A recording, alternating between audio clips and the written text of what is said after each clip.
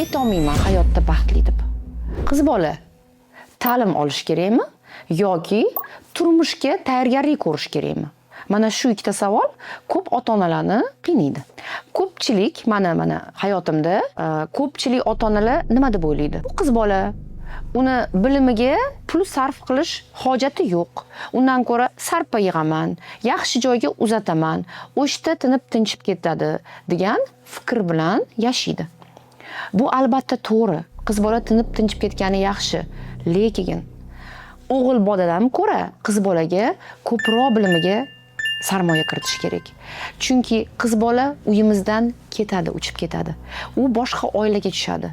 Demak, o'sha boshqa oilaga tushganda u o'ziga ishongan, o'zini moliyaviy jihatdan ta'minlab beradigan, u oilasiga foyda keltiradigan inson bo'lishi kerak.